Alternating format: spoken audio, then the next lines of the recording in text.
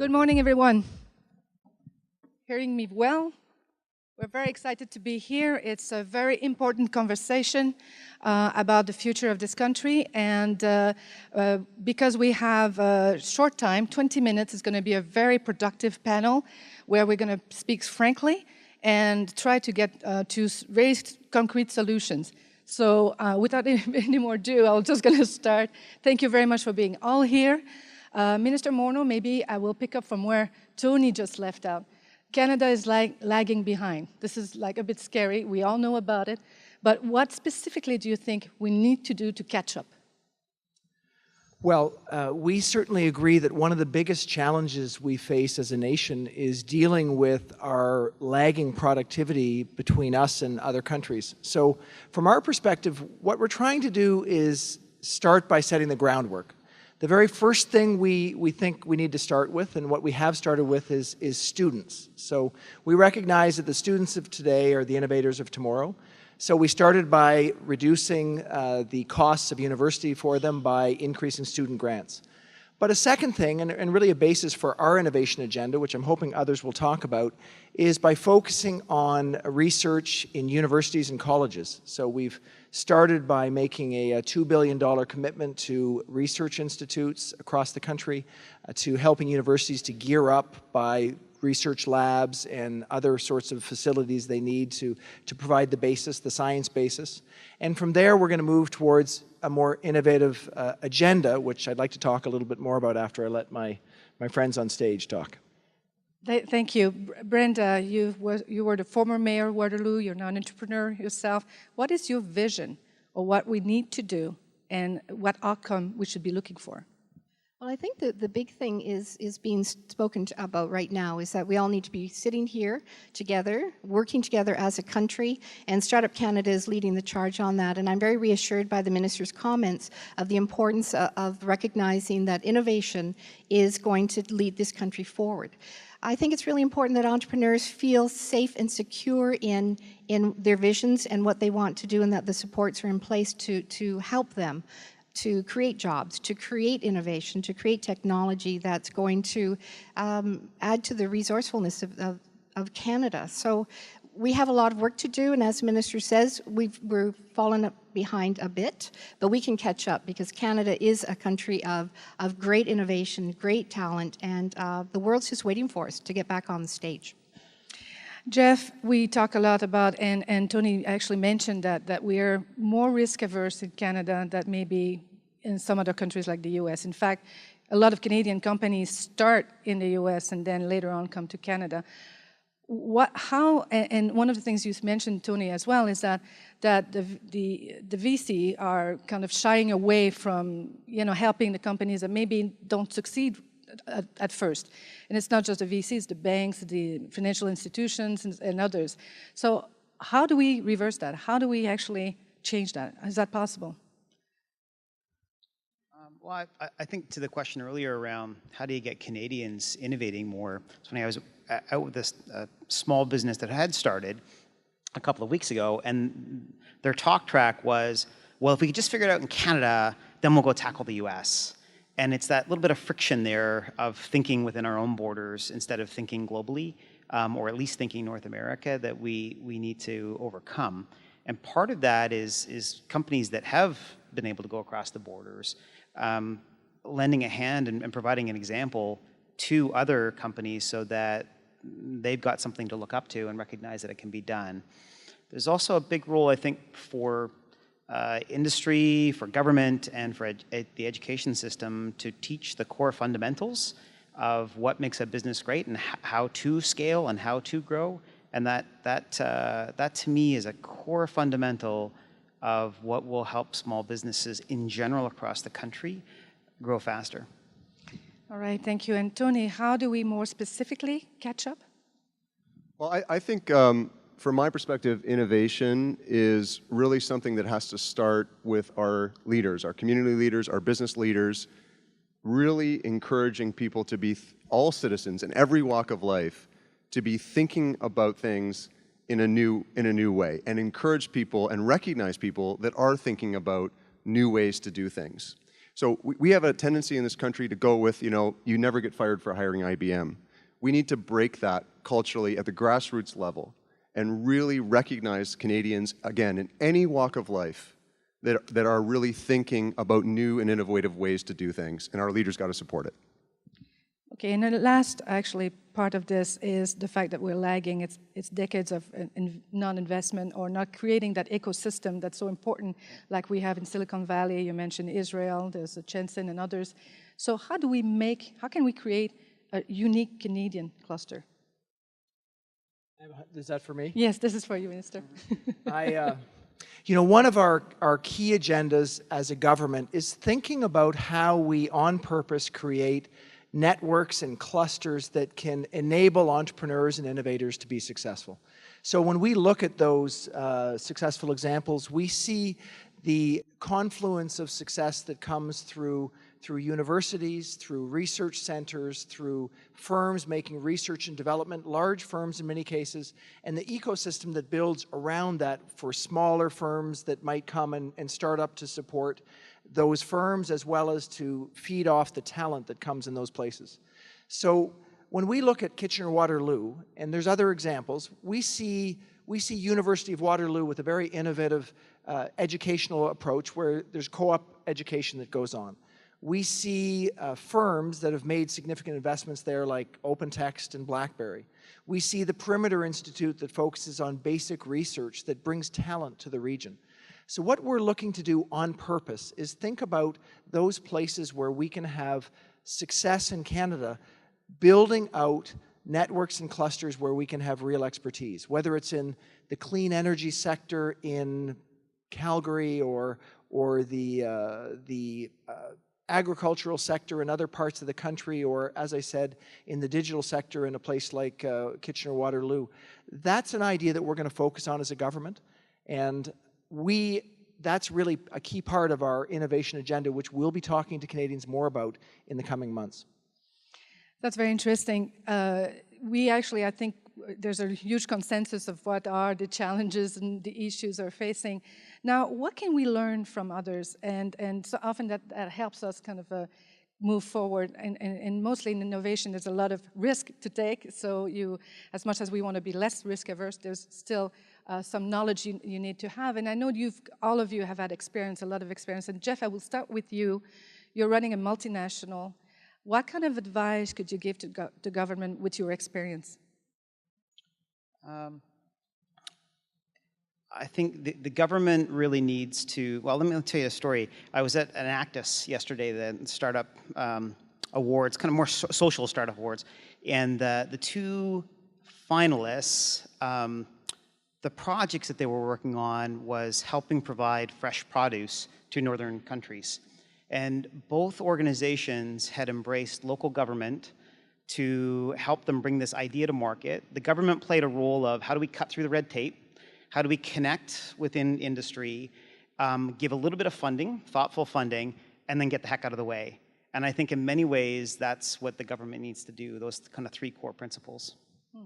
And Brenda, from your viewpoint, what are the best models? What are the best examples we can take, and how can the municipalities at their level, what can they do? Well, in the Kitchener-Waterloo area, we've been working hand in hand with all levels of government in creating a very innovative, collaborative community. And we work together for the benefit of all the companies involved. We engage with our universities, with Communitech, the Accelerator Center. And what's so important is that the municipal governments are supported by all levels of government to provide this grassroots support. We don't have the funding to provide money for the startups and for the infrastructure that's needed in buildings. What we do need is to set up a community that has those opportunities available for everyone. So we need all partners at the table, and municipal government is really strapped for cash. So any type of government funding that's available, grants that are given to us, that we can bolster up our economic development departments, go on trade missions with all levels of government and promote our communities. It's really critical to be talking at the grassroots levels with municipal government about what is needed in their communities. And we need to be at the table with all those discussions. Thank you. And Tony, what would be your advice on how to build a culture within Well, I've been an entrepreneur my whole career, and started in 1998, and I've started a number of companies. I've made many thousands of mistakes over my career. I've had many failures. I've started businesses that went nowhere. And in Canada, it's not really okay to have these kinds of failures. And that is a fundamental thing we have to change. The reality is that failure is part of the entrepreneurial process. I certainly, as I say, started with not a lot of track record, not a lot of experience, no experience, and no capital, and built it from the ground up. And the reality is that when you're doing that, you make a lot of mistakes. And you're going to have businesses that you start up that don't make it. And it's got to become okay in our VC community, across leadership in our communities, in our government, and our business leaders. It's got to become okay. It's got to become embraced, in fact, that this is part of the entrepreneurial process, part of the innovation process. That's a good point. And the thing is, do you feel that we don't allow people to fail, that it's not accepted? It's not just that people are afraid to fail, but it's also that the community at large are not allowing it to happen. Well, I wasn't able to... Not that it's something that you want, but... I mean, I wasn't able to raise any capital to start Win Mobile in Canada. Mm-hmm. And it was, I went to every door that I could think of in the Canadian investment community, and I was not able to raise any capital here. And it was because I was told, and I already had a 10-year track record of building businesses at that mm-hmm. point. And I was told basically that there is no way that you will be successful. It's just, there's no chance. So there's just isn't the appetite for risk. And when you fail, you're going to have thrown away your great 10-year track record. So forget it. I really think our investment community, supported by government, really needs to be rethinking how we look at entrepreneurs and how we look at starting businesses up. Interesting. So, Minister, a lot of people agree with you, obviously, but that's a very, very good point. So, I just want to say that please, when we get off stage, I'm going to embrace Tony, and it's definitely okay. But I'm not going to embrace him with the cameras here and stuff. You know, that's, you know. It's okay. Don't be shy. Okay, it's not a big risk.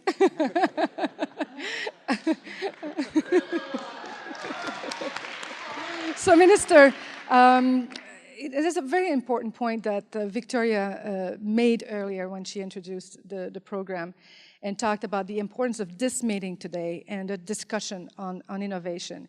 Is that there's a lot of rhetoric about the high growth firms or high tech. It's almost elitist for a lot of when we talk about innovation, it's not just about them. It's about everybody in the room, but also every ideas that we need to kind of like encourage and if you want to build something solid. So how are you going to engage? How are you going to make sure while you're helping the high tech and you're helping or that we all are favoring the high growth firms?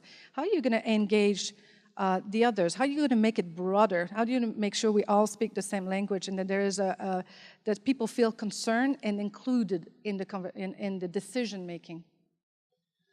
Well, I guess I'd start by saying that we absolutely recognize that the only way we can get to having the right ideas pushing us forward is by engaging. So one of the very first efforts that I'm doing in my role is I've appointed an advisory council on economic growth. And so that was intended to bring voices from outside government into government to help us to identify how we can focus our efforts, to identify the places, the sectors, and how we get there. So that's critically important. We did it by focusing on attracting people that had broad experience. So we started, and the chair of the committee is Dominic Barton, who's the global CEO for McKinsey & Company, who's been in Korea, in China, and now is in the UK.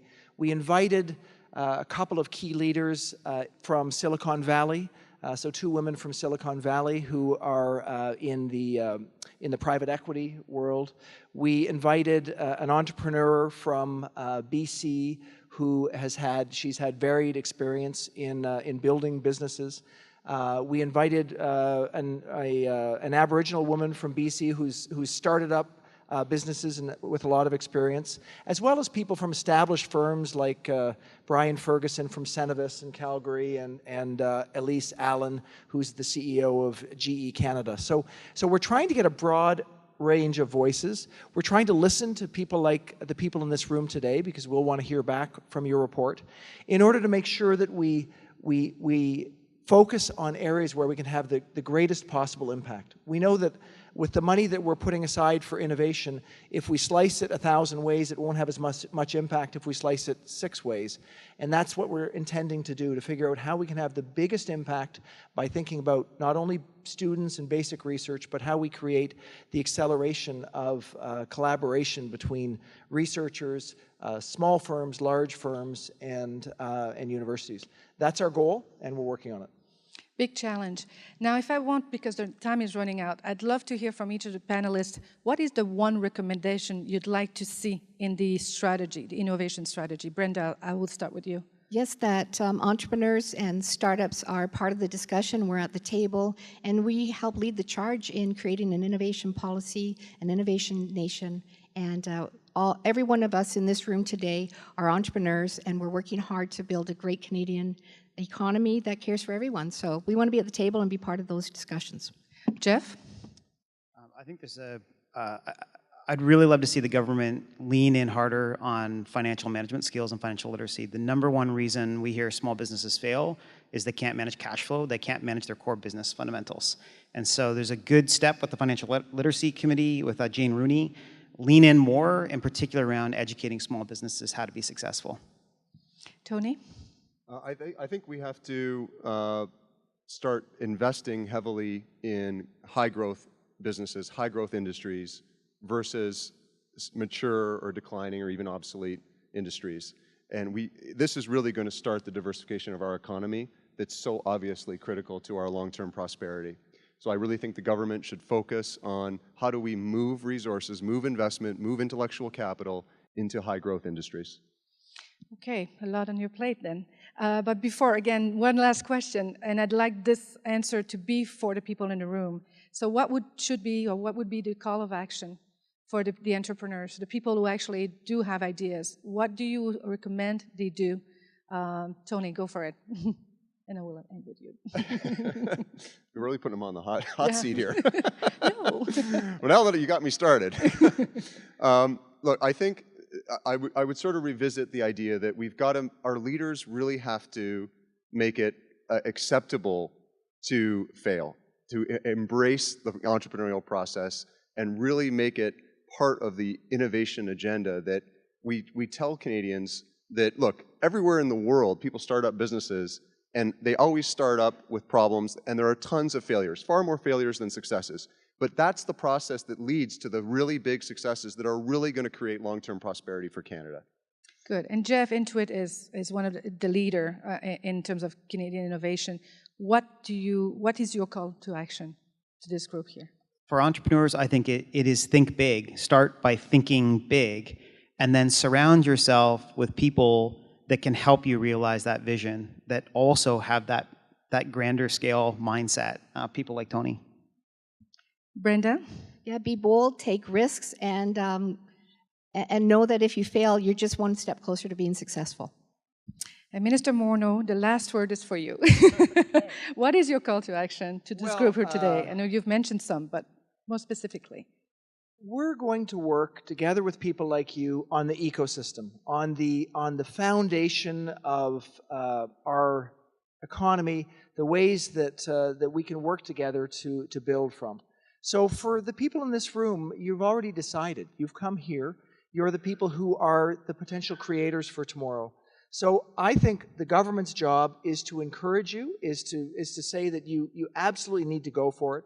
We're going to try and create the opportunity to help you through, whether it's through institutions like the Business Development Bank of Canada or the Export Development Corporation, to make sure that we can help accelerate your success. But there's absolutely no substitute for entrepreneurial action. If we're going to be successful, it's going to be because of you.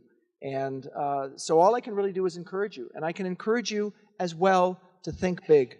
We have an important market in Canada. It's a market that we need to focus on, but we are thinking about how we open markets around the world on all of our behalf, but on your behalf, so that you can take your business from small to big and successful over a relatively short time period. So my encouragement, like the other people on this stage, is to think big and get on with it.